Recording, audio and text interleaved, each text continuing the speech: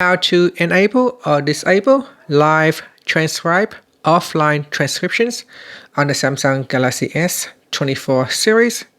First, tap on the home button to return back to the home screen.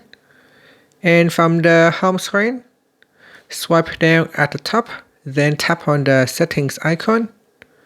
From the settings page, scroll down, then tap on accessibility, then tap on hearing enhancements.